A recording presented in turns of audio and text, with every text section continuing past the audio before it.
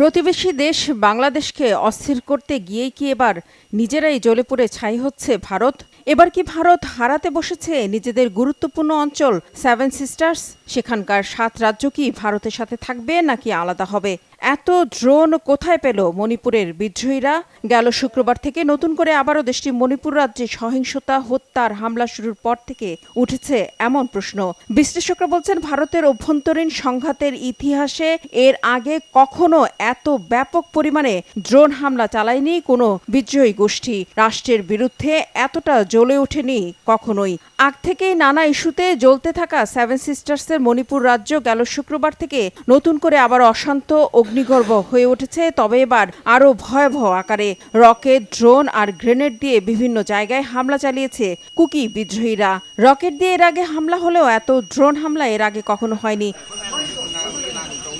শনিবার মণিপুরের জিরিবাম ও বিষ্ণুপুর জেলায় আইনশৃঙ্খলা বাহিনীর সাথে বিদ্রোহীদের ভয়াবহ সংঘাত, বন্দুকযুদ্ধ হয়। ড্রোন, রকেট ও গ্রেনেড হামলার পাশাপাশি গুলিও করে বিদ্রোহীরা। এতে অন্তত 6 জনের মৃত্যুর খবর পাওয়া গেছে। মণিপুর পুলিশ জানিয়েছে, শুক্রবার স্থানীয়ভাবে তৈরি একটি রকেট লঞ্চার ব্যবহার করে ময়রাং শহরে সাবেক মুখ্যমন্ত্রীর বাড়িতে হামলা চালানো হয়। এতে 1 জন নিহত ও 5 জন আহত হয়েছে। কুকি আগ্রাসন দ্বিগুণ বেড়েছে। গত কয়েকদিন ধরে ইম্ফল পশ্চিম অঞ্চলের নির্দিষ্ট কিছু অংশে ড্রোন বোমা হামলার কিছু ঘটনা ঘটেছে। এতে অনেক লোক মারা গেছে এবং বেশ কয়েকজন আহত হয়েছে। শনিবার ভোর থেকে 2টি রকেট হামলা হয়েছে।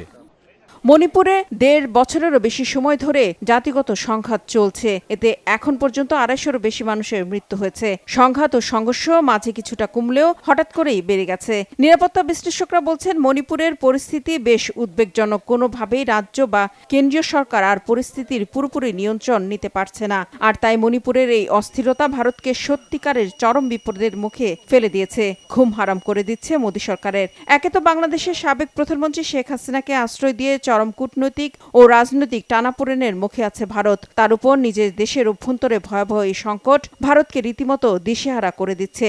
বাংলাদেশ অস্থির হলে ভারতের সেভেন সিস্টার্সে বা দেশটির উত্তর পূর্ব অঞ্চলের 7টি রাজ্যেও তা ছড়িয়ে পড়তে পারে, এমন শঙ্কা আর হুঁশিয়ারি গেল মাসে দায়িত্ব নেয়ার আগেই দিয়েছিলেন বাংলাদেশের অন্তর্বর্তী সরকারের প্রধান উপদেষ্টা ডক্টর মোহাম্মদ ইউনূস। কিন্তু তাতে কান না দিয়ে নিজেদের সমস্যার সমাধান না করেই বাংলাদেশের অভ্যন্তরে অস্থিরতা তৈরি সহ সীমান্তে হত্যাযজ্ঞ চালিয়েছে ভারত। কিন্তু এবার আর পার পেল না। এবার নিজের ফাঁদে নিজেরাই পড়তে যাচ্ছে তারা।